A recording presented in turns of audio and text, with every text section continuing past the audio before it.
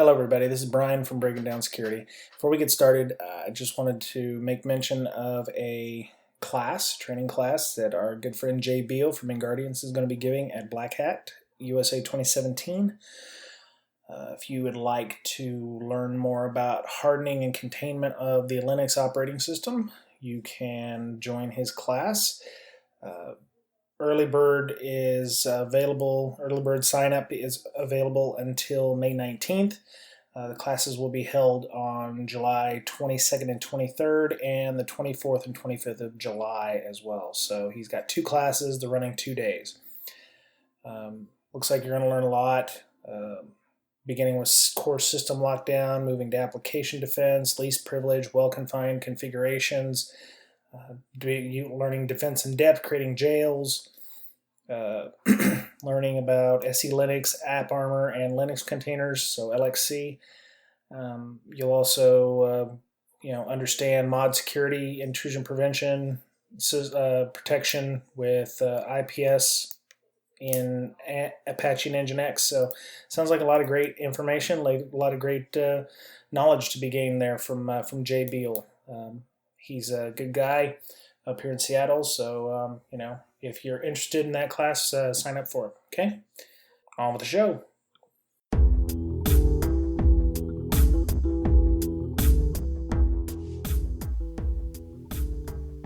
This is Breaking Down Security, and I am Brian Brake.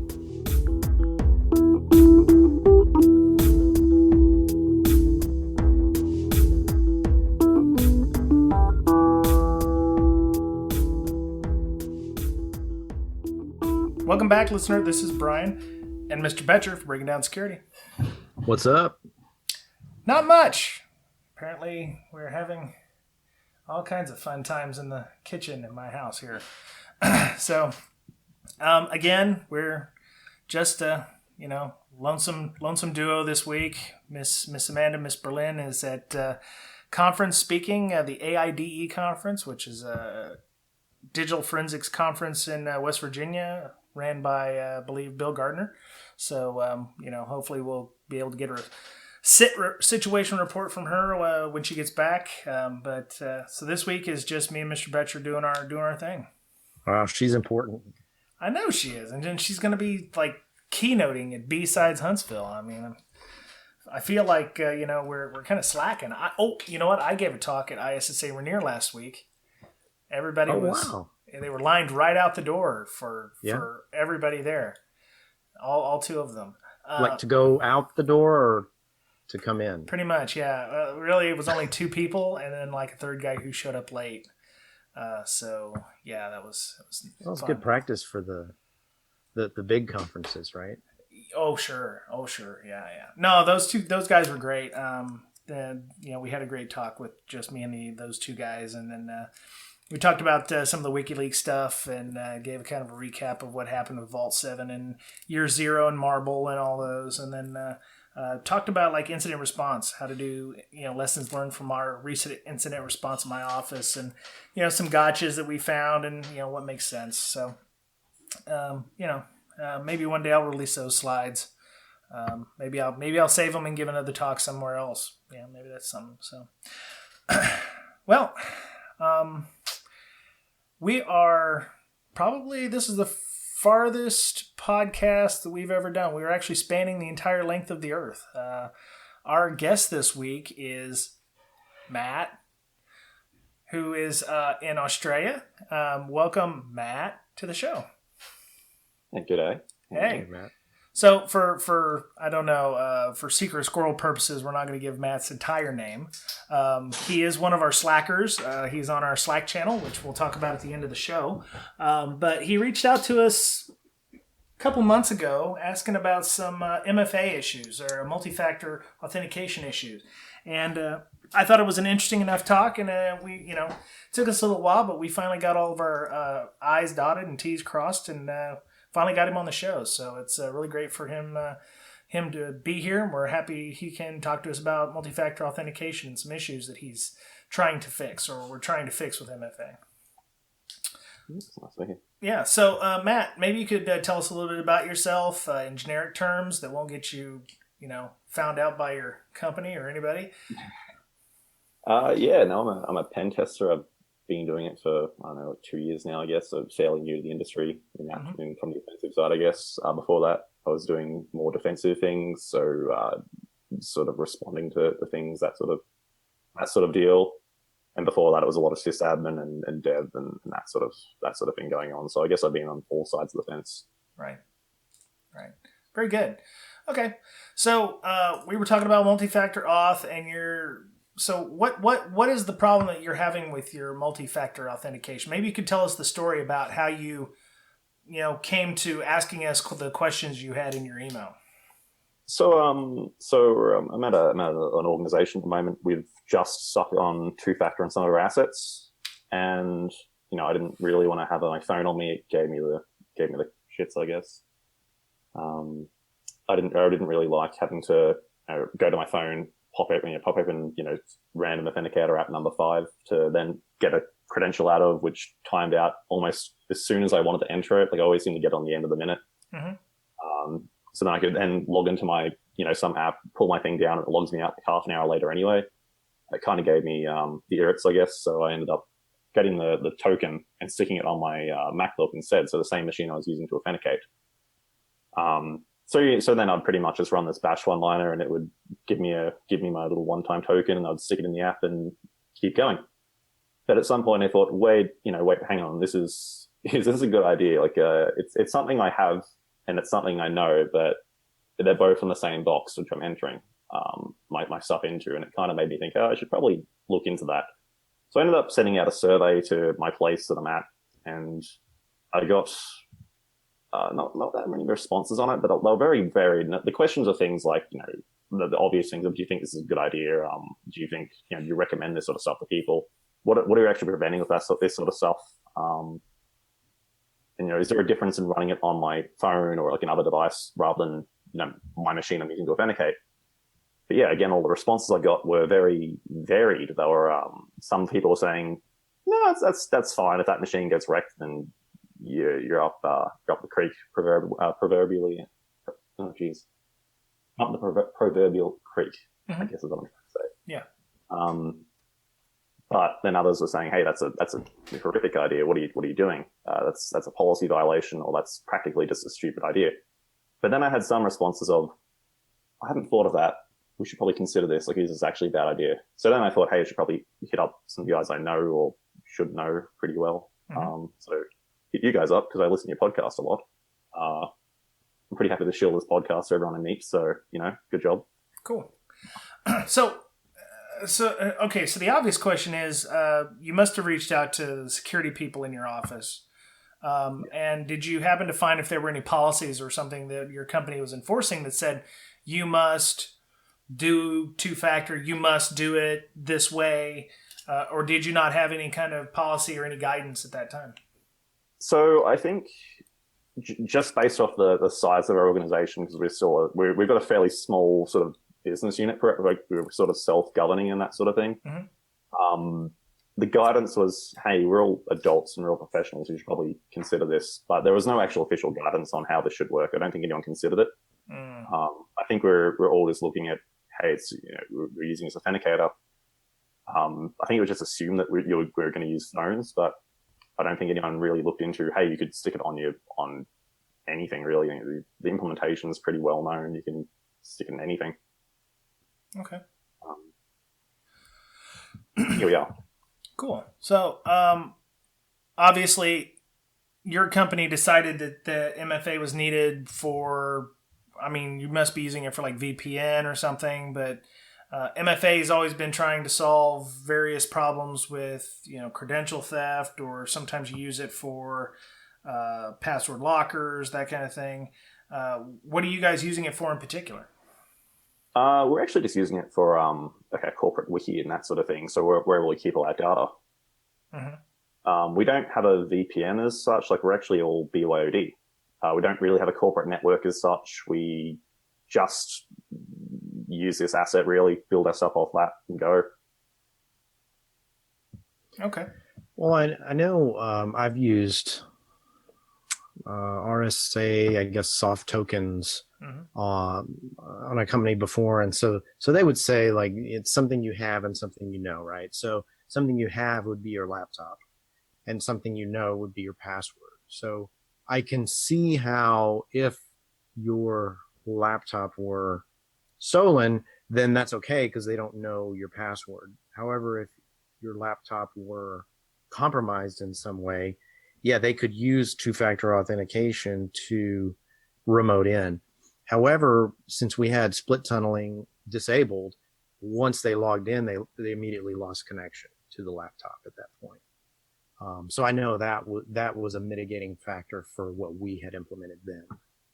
Yep, I remember those. Yeah, we used to have those at government contractor I used to work for. You had the little token on your key ring, and it just, you had to sync it every once in a while by bringing it into the office.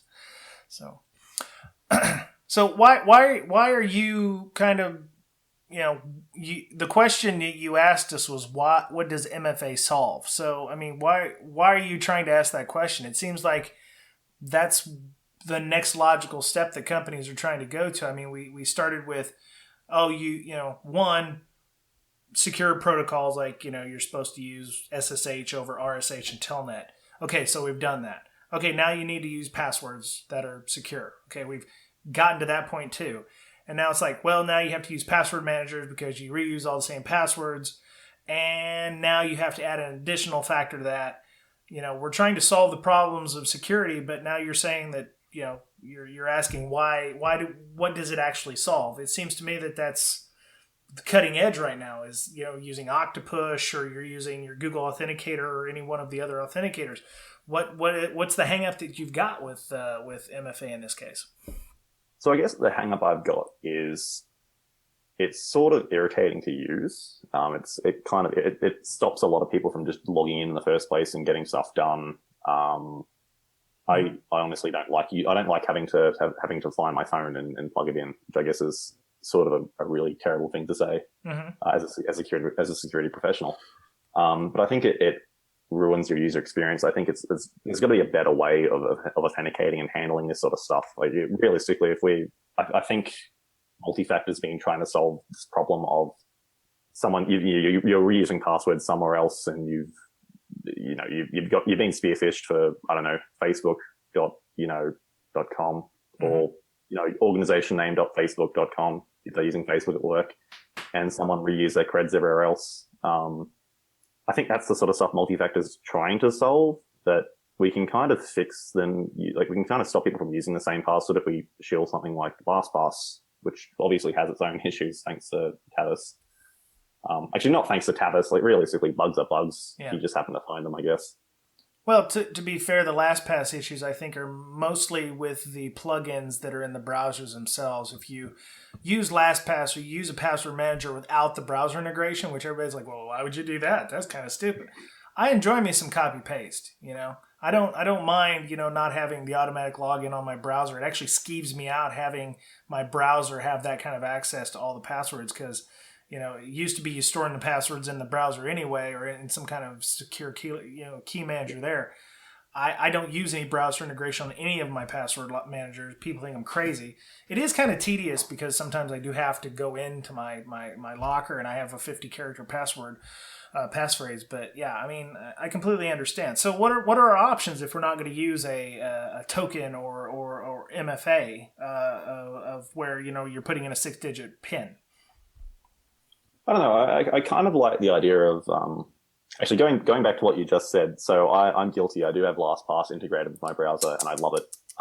It's convenient. Of course, I really like it. All convenience. We're sacrificing that security for. Well, I like getting stuff done, man. Like security is my job, but realistically, I've got to write reports at some point in my day.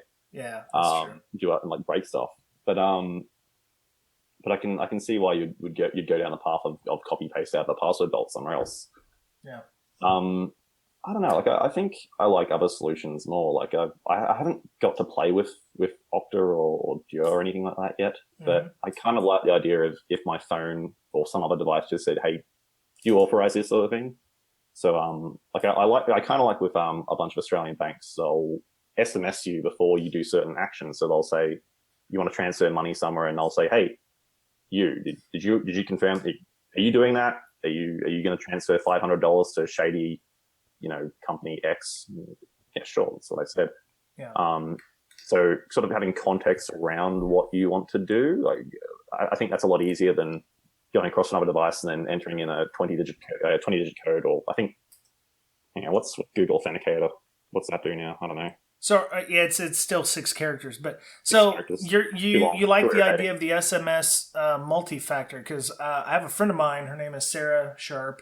She's on Twitter. I'll put her handle on there.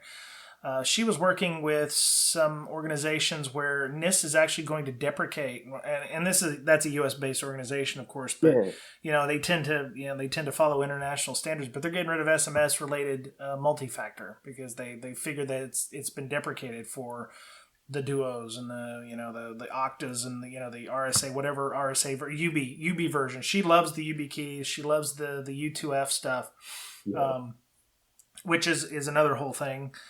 But so, I mean, there's obviously I'm not a fan of biometrics. Would you do something like biometrics with your thumbprint or whatever? Because the argument is you really can only change your password 10 times before you can't change it anymore. And we've seen that the card readers are notoriously, false rejection rates and false acceptance rates are far too high for some of the technology to be of use. I think biometric back like local storage would be kind of okay. Like if I wasn't using that to authenticate to a website, so they literally had to scan my retinas, that would kind of freak me out. I can't change those.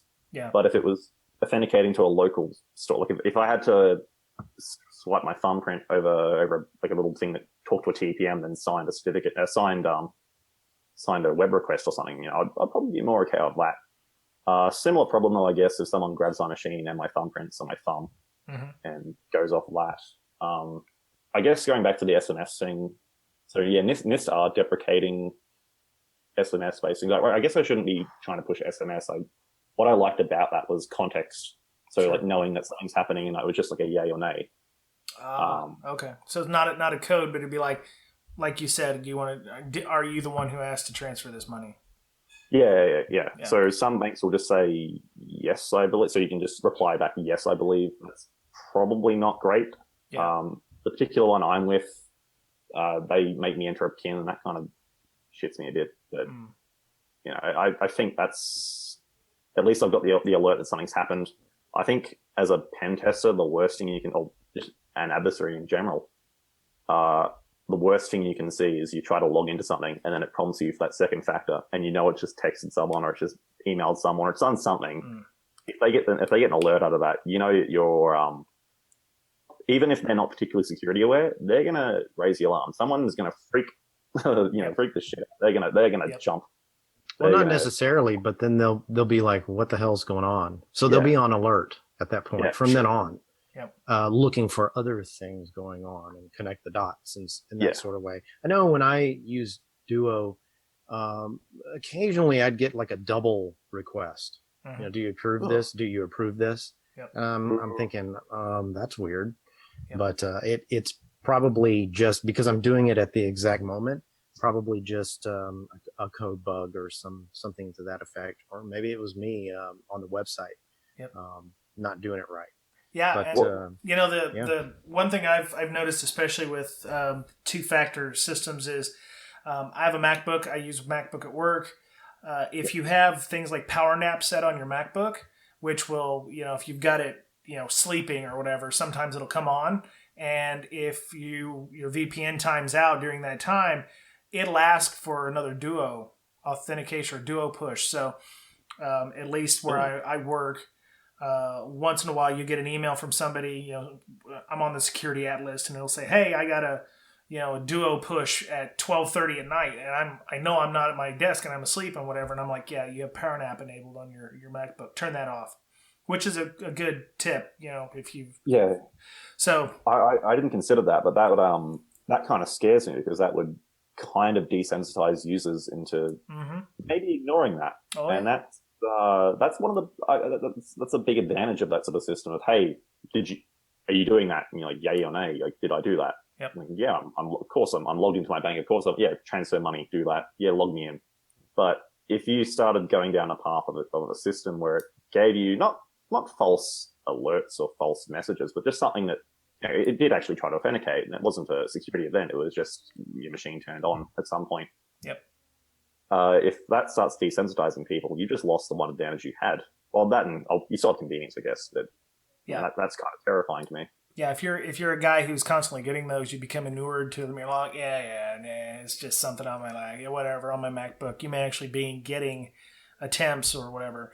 Also there's the other ones that they improperly set up your two-factor, where it's like, oh yeah, you can send an SMS push, but I don't have my phone with me. Like on Google, sometimes it's like, I don't have my phone with me, and then it'll be like, oh well, we've emailed you a code, and I'm like, okay, now they've owned my email. Now they got a code, so now they can get into my account that way or whatever. And, we've heard there's been recent talk like eBay's trying to downgrade you from somebody had an RSA token that he's had for, 15 years or something. He was blogging about it. And eBay's downgrading him to SMS-based authentication. I'm not sure why they're downgrading it. I don't know if it's more cost effective or what have you. But yeah, it seems like they have to pay for every token, every login. Yeah. Like a few pennies or whatnot. Okay. So they're like, yeah, we need to not do that anymore. Yeah. So I always thought it was that it was some crazy fee per device. Like you just buy the device and that was it. Like I thought authentication was done. eBay has to pay pennies per authentication. Yeah. So you've got a few things down here. MFA, bad things happening. That you said that RSA was owned years ago, had to reissue a bunch of tokens. That's not an issue with software or mobile-based tokens. Of course, they can just you can just resync up, right? So that's that's not a problem. You said phishing frameworks are everywhere. Two-factor seems to. How are you saying that it makes phishing kind of dead in that case? So in one case, it turns out that U2F, as part of the authentication process, it actually checks the domain you're trying to authenticate to. Okay. It's written in some part of the spec, I believe. Is that a certificate pinning kind of thing? I'm not quite sure. I don't think it went into that sort of detail. I think it talked generically about what you're trying to talk to, generates a hash and sends it across to you, or as a product of what you're trying to communicate to. Okay. And U2F is for people who aren't understanding U2F. It's an open authentication standard, according to Wikipedia, which strengthens and simplifies two-factor auth using USB or NFC-based devices on similar technology found in smart cards. Yeah, anything NFC-based also scares me because there's enough people out there doing research on NFC that you bump a phone and you've got everybody's contacts, or you bump a phone and you can get credit card information if you use an Android Pay or Samsung Pay. I'm really more a USB kind of fan, but you're just going to lose a dongle if you don't have it on your car keys or whatever. So somewhere around here I've got a YubiKey. I don't know what it's for or whose it is, but it's. Did you find it? You lose these things. No, it's somewhere. It's just in my house one day. I think it might be my housemate's. So okay. But don't plug it in. Well, but this thing's lost, and someone's like, it's either like someone I work with, or maybe I brought a spare. But no one. If it's not mine, someone else's. I hope they've deactivated it. Yeah. But this thing's missing now. I guess if you lose your phone, it would kind of suck, and it would cost you a lot of money. But you'd know pretty quickly, and you'd get the onus is sort of on you to fix it up. If you lose a work multi-factor token, does anyone actually report it like in any reasonable amount of time? Well, technically they're supposed to, especially if it's a work token. You've pretty much got one half of the equation, probably the most important half of the equation. If somebody was to find it and go, okay, because then all they have to do is get access to your account through a password or whatever. Yeah, but now they can't VPN in to send email to tell you that they've lost it. Yep. That's true. That's true.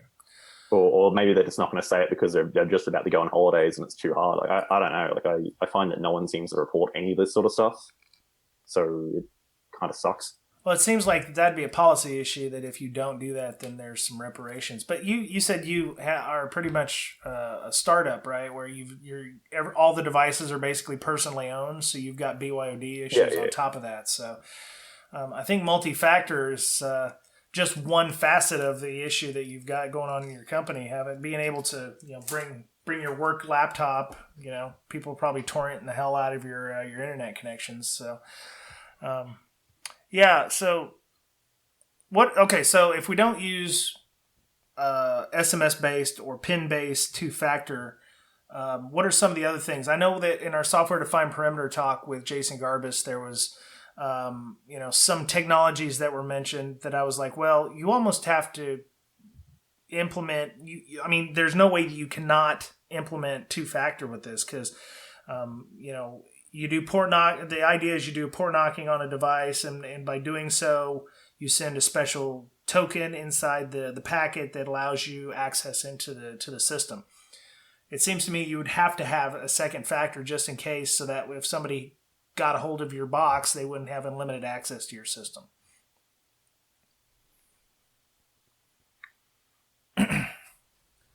That was kind of a question. So, I mean, do you have any experience with the software-defined perimeter or implementing those kinds of technologies?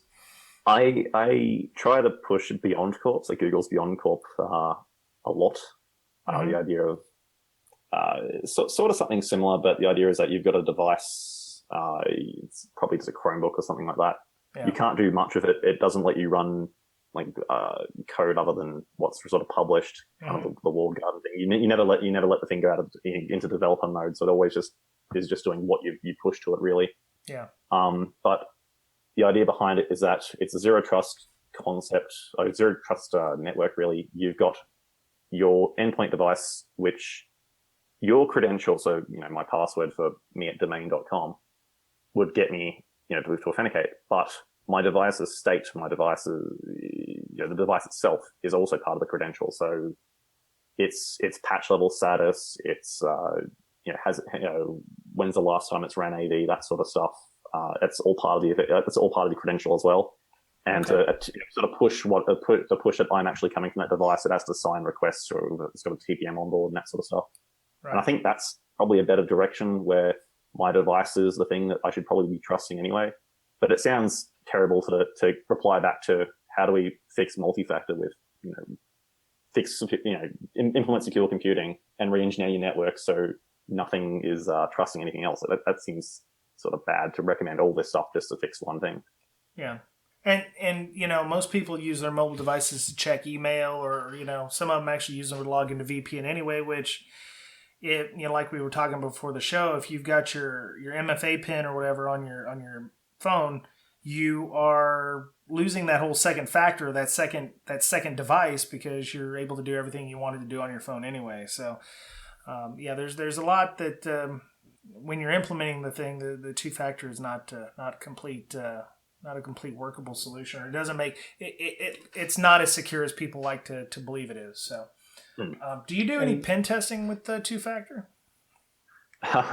So I've done a few gigs where they've used Google Authenticator and that sort of job, but all I end up doing is having a fake login page which just prompts them for that factor anyway, and then I just forward it on and go. So it hasn't helped anything. Congratulations, you've just implemented this thing, you've done all this work, and I'm still here. It stopped me from reusing a password that I found somewhere else. But if I'm going to just spearfish you anyway, which is probably what's going to happen in most cases, you're stuffed. What are you going to do? Yeah. Again, U2F seems to have an idea of the domain you're talking to. If it's not something it's already enrolled with or registered with, it's not going to work. So that would kind of stuff me. But actually, it would definitely stuff me. I'm not quite sure what I'd do in that case. Maybe I have to try and get someone to disable it or something. But that's a lot better of a situation for a client or just as a network defender. That is a way better situation to be in. Of wait, how are they actually going to get past that? Versus I'm just going to set up someone's just going to set up a crappy page on something that looks like your domain.com. Yeah. Yeah, and at that point, it's you're using CSRF. If you say here, put your password in and put your PIN in. By doing so, you can use CSRF to log into whatever that is. So you've already captured both the PIN and the password. So two-factor goes out the door if you're phishing somebody.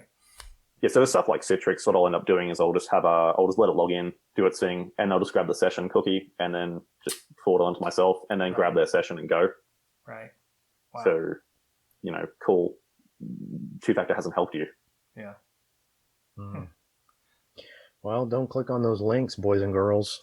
right? It's easy. Look, what you work at a place where you're killing me. You're like, that sounds great. Oh yeah, we just don't click on links. Like, we want people to get their jobs done. Like the amount of random stuff you're going to get throughout the day of HR actually asking you to do something. Like if you replied back to every one of those, if this was spearfishing, I'm not doing that, you'd get fired pretty quickly, and it would really suck. True.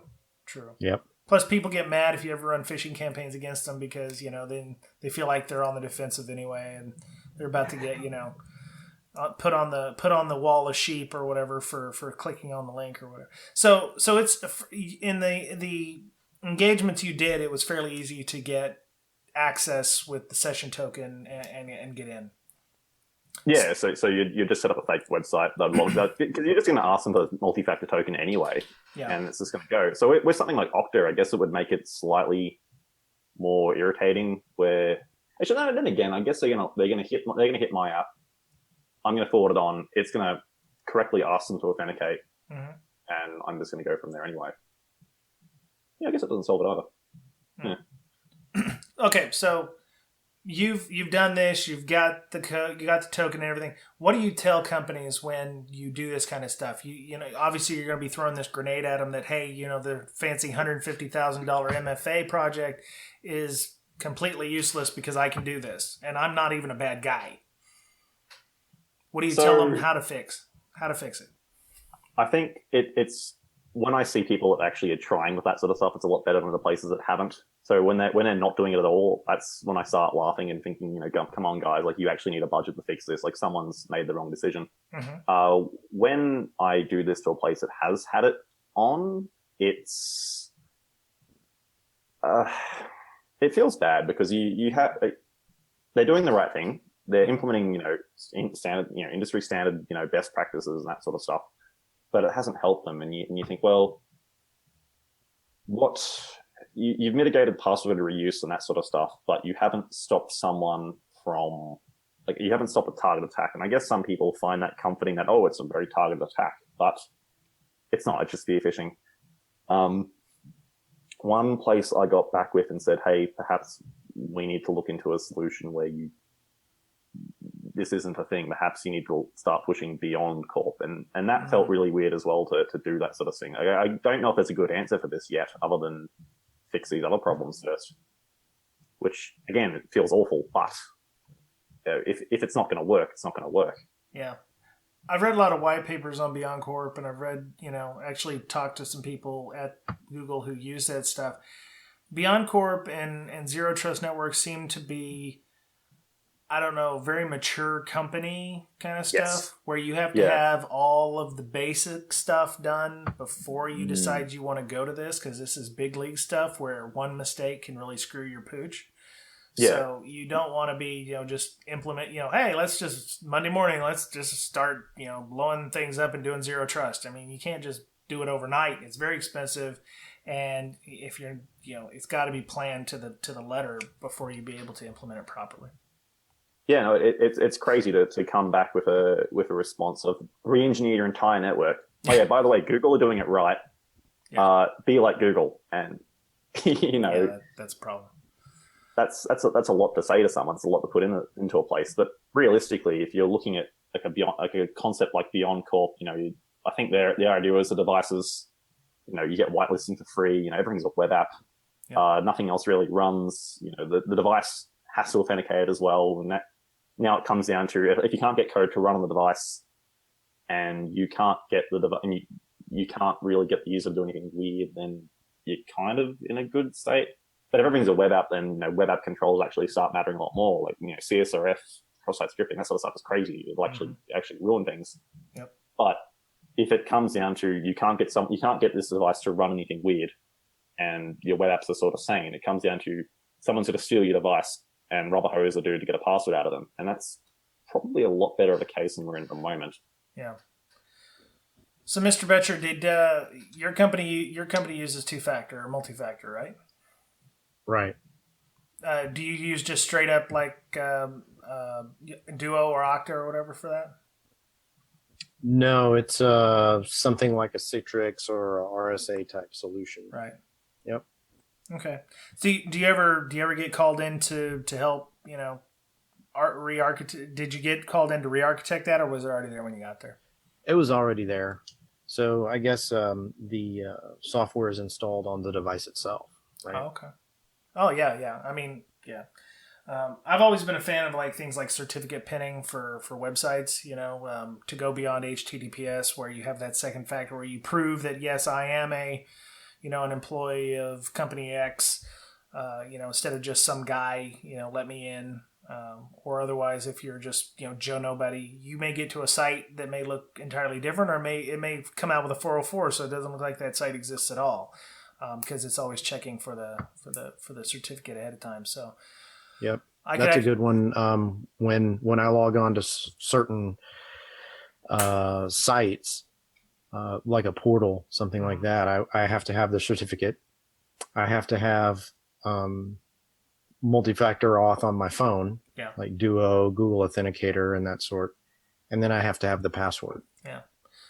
So yeah, that pretty much covers it, right? Yeah. I mean, would you use that over a passwordless system? Because it seems like that'd be a nice passwordless system. Just having, like with the Beyond Corp, just having the token that you push. If that's not on the box and it's not transferable, that's the important thing. It can't be transferable off the box. It has to be kind of immutable. That it can just be read only. The user, even as local admin, can't access it or can't move it to, say, his local iPod or whatever.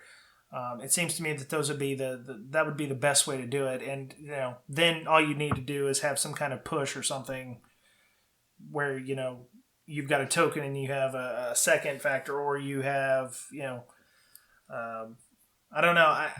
I feel like there needs to be a second factor regardless, even if you're still using certificate on the box. Yeah, I think we couldn't. It seems weird to say let's get rid of passwords. Yeah. But at the same time, if we can make them less valuable as part of the overall authentication scheme, it's probably a better idea. Yeah. Like certificates on the boxes, like you're just talking about making local admins not being able to pull things out of certificates out of a box, for example. TPMs have kind of solved that. Like I had an engagement a while ago where all I ended up doing for I had code execution on a laptop for a nameless organization, and I wanted what I ended up doing is just pulling the certificate, like the certificate used for wireless authentication, out of the user's profile, out of the user's certificate store, and then I just stuck it in my other device and got in their wireless network and went to town. So TPMs have kind of solved that. But if it asked me for more authentication, I might have been in a lot more trouble. Yeah. I guess NAC and that sort of other stuff would be important and that sort of thing. And I guess Beyond Corp is kind of like NAC on steroids. It's sort of the same sort of thing as a software-defined perimeter, where it's more than just one thing letting you authenticate. It's a lot of little things. Yeah. I'm almost imagining like like a separate security store that when a user logs in, the certificate is not accessible by them. So, like the server goes, okay, I need to find user blah, but user blah is not user Bob. So they're looking at user blah's certificate store for user Bob, kind of like a surrogate, if you will. And so user blah exists on the box. That's good. That means it passes that check. But the local user, like myself, can't access anything in user blah. It's like it just exists there on the box, and it's not logged in. You can't log into it. It's part of the initial install. It's like in a protected environment on the box, maybe like a Veracrypt or TrueCrypt kind of a container that can only be accessed by the device that you're wanting to connect to. It unlocks the Veracrypt with like some ginormous, value or password, and can extract the certificate that way. That way, Bob doesn't see anything going on, and all he knows is that he's good to go, and he can log in without a password. That seems like that'd be the most secure option, where the box you're connecting to is the one doing the authenticating back to you. It's reverse authentication in this case. Patent pending, by the way. I don't know if that's actually a thing, if anybody's implementing that, but patent pending, I thought of it, Because I've never actually heard of any authentication mechanism like that where you're not authenticating, the box you're connecting to is authenticating back to you, kind of like a reverse tunnel. So, I don't know. So like, it kind of. I'm no expert on it, but yeah, this podcast is recorded. There you go, Break. Sweet. I'm gonna retire on a beach with like umbrella drinks. $1 million idea, baby. Well, don't laugh at that, people. It's not funny. So, all right. Well, I don't know. Is there any other thoughts or suggestions or anything before we go about how we can solve this issue, or other issues that we have with MFA that we haven't talked about or need to solve? I think MFA is going to be around for a long time. I mean, according to recent RSA conference, if it ain't threat intelligence, it's authentication mechanisms or whatever. So, yeah. Well, just remember what you're trying to protect, what kind of data you have, how valuable it is, and weigh all your, what type of risk is it, and all that stuff when you're deciding on how people are going to authenticate to that system, right? If you house all the retinal scans for all of the, eye doctors in the country, right? It's probably pretty valuable. Yep. You think? Yep. So, it needs to be something that's pretty stout. Cool. Very cool. So, Matt, how about you? No, I can't really think of anything else at the moment now.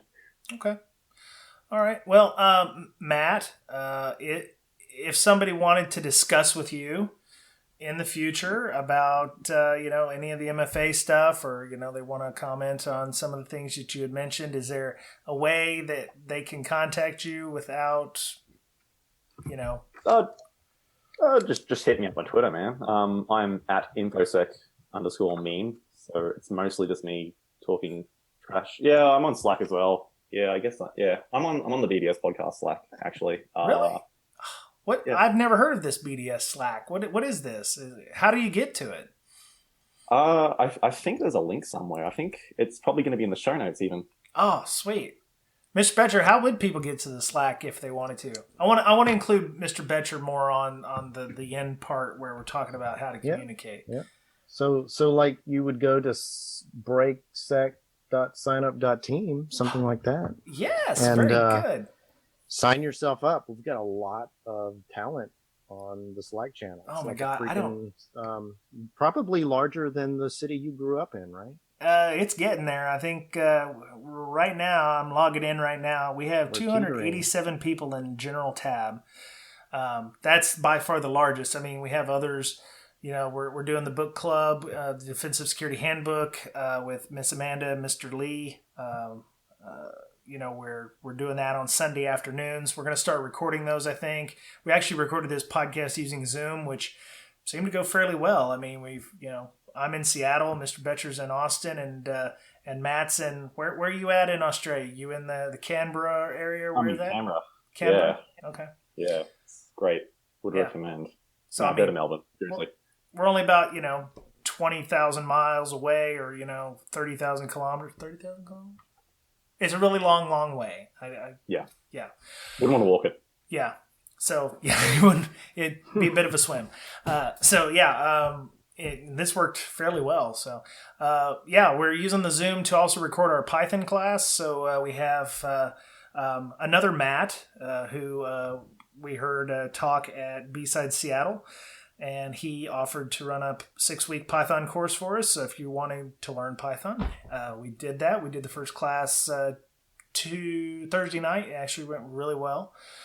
We have some homework, which he likes to have turned in before the class on Thursday. So if you still plenty of time for you to join the class, get involved, watch the videos. Tuesdays are a CTF club, so we've got a bunch of stuff going on there. We're doing the Natas war game on there on the CTF club on Over the Wire. We also have a subgroup doing the Bandit one as well. So that we've got a lot going on there, man. We got a malware board, we got a DFIR board for digital forensics and incident response.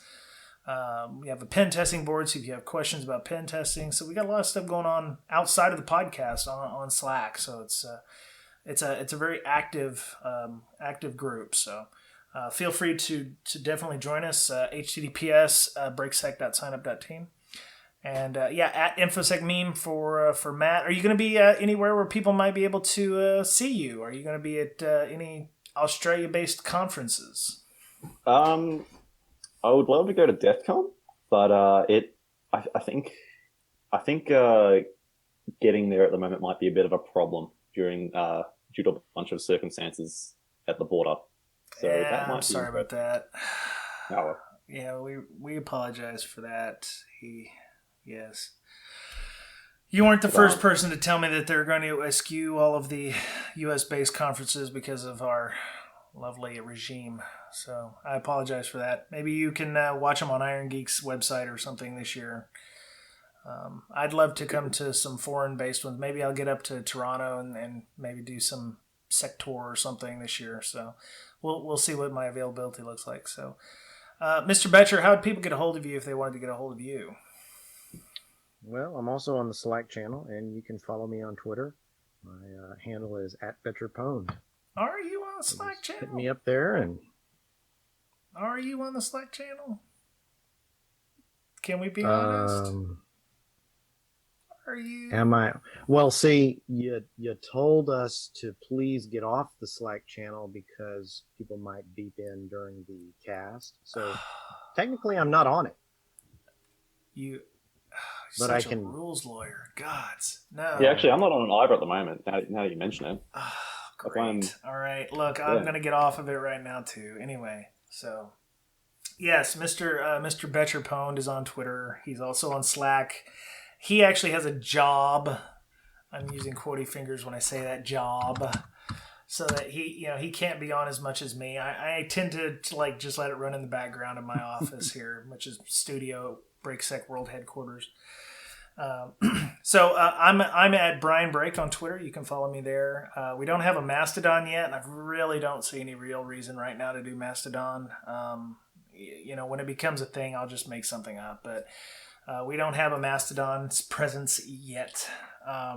You can also follow BreakSec podcast at BreakSec, BRAKESEC on Twitter. We're on iHeartRadio, Player.fm, TuneIn Radio app, iTunes Store, Google Play Store.